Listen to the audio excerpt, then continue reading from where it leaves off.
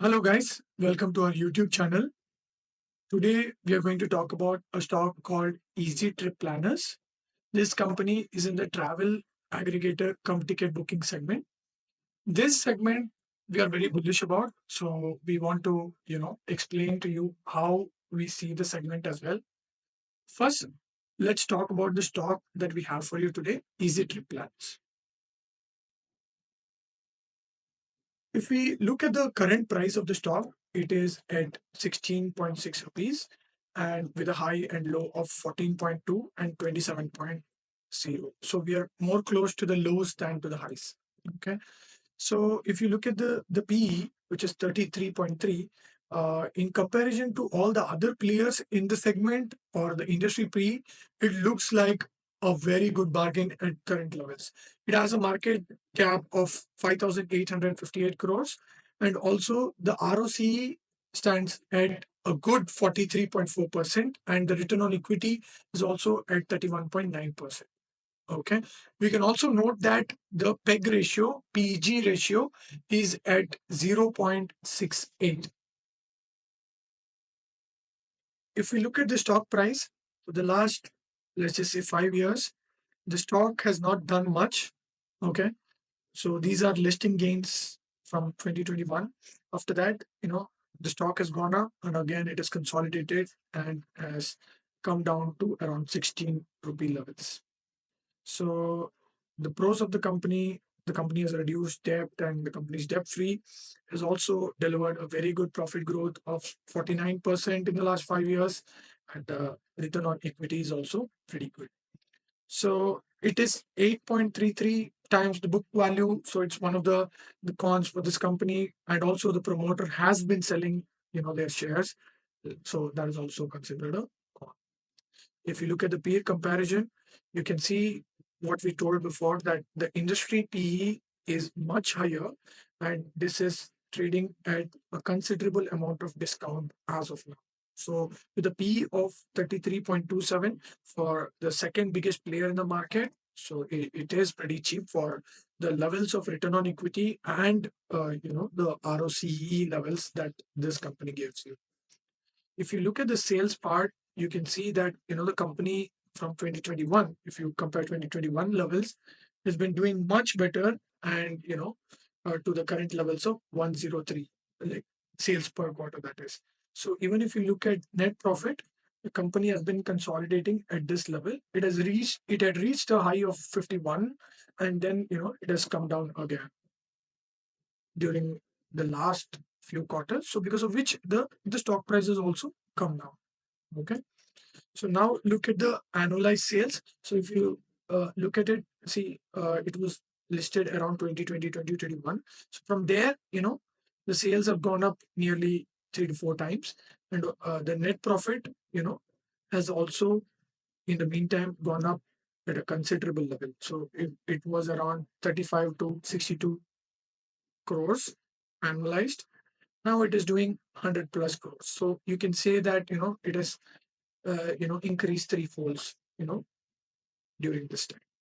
Now look at the values that it is giving us from the past 5 to 10 years. So if you look at the profit growth, let's look at past 5 years because that is when the stock was listed. So the sales growth is around 37% and the profit growth is around 49%. But if you look at the stock hasn't been performing at that level. Okay. But if you look at the return on equity levels from 10 years, 5 years, or 3 years, it's pretty good. Balance sheet is also quite strong if you see to that. One thing that you need to note is the shareholding pattern. The promoters held around 75% close to March 22. If you see the December quarter of 2024, you will notice that the company has reduced promoter holding in about 20-25%. So that is a minus for the stock. And also the public holding is increasing, and FI and DII stats have been almost the same. I mean, it hasn't changed a lot, but DIs have been increasing the stake a little bit because it is coming at a valuation sweet spot. But the public has been gathering everything, that the promoters are diluted. So that is one thing that we need to look at. if we look at the key points that is for the company that we are going to look at, the company is a second biggest and second largest profitable company in the online travel segment in India. The company offers a comprehensive range of travel related products and services for end to end solutions, be it rail, holiday packages, or even bus tickets. Okay. If you look at the agent network, it has a huge agent network of about 60,000 across India, be it channels of B2C, B2E, or even B2BC. Okay. So some of the acquisitions and partnerships this company has done. This company, let me tell you this, the company has been on an acquisition spree. What it is doing is some of the cash in its books, it is making strategic acquisitions and also strategic investments across, many sectors. Some of them are related, some of them we found out is unrelated to the company, but the company has been trying its best to make the cash of its books to be utilized in the best possible way. So if you look at some of these acquisitions, Spree Hospitality acquisition, so 1,200 room keys hospitality management company. So they have a wide range of properties. So they have, plans to expand in 200 properties, in the next 5 years. So this is also something which is significant. That is the Eurobus acquisition. So it's a bus mobility platform which has 3 lakh active users. Okay, in major routes in tier one, tier two, and tier three cities. So it has completely acquired this company called Eurobus. Then, it has also entered into an agreement with Flybig, which is the newest airline in India, to sell their tickets on the platform of EaseMyTrip. There's also a special arrangement with SpiceJet where, all their, holiday bookings will be done by this website. Okay. There's also a partnership with Just Dial, where all the flight bookings that has been routed from Just Dial will be coming to Easy Trip plans. This is a company called Nutana Aviation, where EaseMyTrip has acquired 75% stake, where it is into asset financing and leasing in aviation segment. Okay. This is one of the acquisitions done in 2023. That is Eco Hotels and Resorts Limited. They've taken around 13.39% stake in Eco Hotels, and the company has also further acquired 13%, totaling up to 51% in the company called Eco Hotels and Resorts. Okay. So there's also a company called Guideline Travel Holidays Private Limited, which is also into cruise, B2C and B2B segments. It has also taken stakes in that. Okay.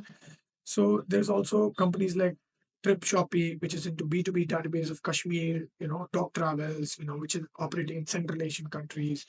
There's also a company called eTrav Tech, where the company has, gotten around 4.94 percentage, in the company. Also, there's, latest acquisition, which is the Chivani Group acquisition with partnership of Radisson company, where they're planning to make 150 room hotel in Ayodhya city. You all know how big the tourism in Ayodhya is currently. So these people have plans to make a greenfield project, which is expected to open in 2027, which is in 2 kilometers radius of Ram Mandir. Okay. Some of the other things that I wanted to tell you about the company was the geographical expansion. In many places, the company is giving out franchisees, and it is also trying to reach out to new people to take out their franchisees.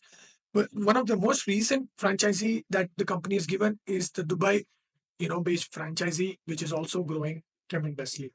Okay. Also, the current revenue mix includes the revenue from airline passage, which is around 99.97%, and hotel packages around 0.24%. Okay. Then the rest of the, very minute, you know, contribution comes in from other sectors.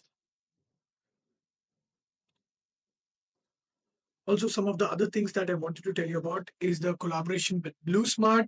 Blue Smart is India's all electric ride hailing service, and it has also started operations in and around Bengaluru and Delhi. So, EaseMyTrip is also collaboration with Blue Smart. One of the main things that the company claims about itself is, how little it spends on marketing. So, the company has just spent around 0.9% of the revenue on marketing, and just 3.6 percentage on discounts. So company also claims that the company's look to book ratio stands at 4%, which refers to how many customers who have executed the transaction out of the total number of users who are using this particular website. The strong customer connect also tells us that there's a high repeat transaction rate of around 86% in the B2C segment. That means the people and the companies which are booking in the website are coming back again and again, and there's a high retention rate because of the service provided by the company. So the company has also decided to sponsor in Pro Kabaddi League. They are the principal sponsor for UP Yodas. And that is also something the company has done. So one thing I want to tell you about this company is this company is actually venturing into a lot of things. Okay. So I don't know if things will be going right in all kind of segments, but certainly I can tell you one thing, that the some of the investments are quite smart and long term in nature.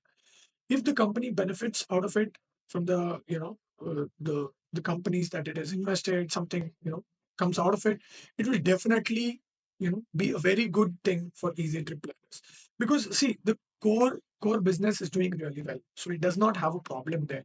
So it is using the cash which is coming from the profits it is generating and investing it into multiple places. So even if either one of them become really big, it will help easy trip planners in a very big way. And only in the coming time will we understand the value of these investments. But something that I felt was that the company is trying to expand, but we would like it to be in its particular segment. Some of the investments it is done, like trying to make a factory to manufacture electric buses, or an investment in an Australian based education firm to provide higher education. See, some of them are completely not in the way of the business that the company is doing, but maybe the management will know better about these. But the core business remains strong, and we are very bullish on it, because it's a cash generating business. One, two, it will continue to generate cash even if the company maybe invest in wrong places. Maybe it might not succeed, but we are betting here on the core business to do well. Okay. So since it is the second biggest aggregator and it has been profitable from day one, we're expecting the same in the coming years. Also, there are more players in the segment now. One, so it needs to hold ground.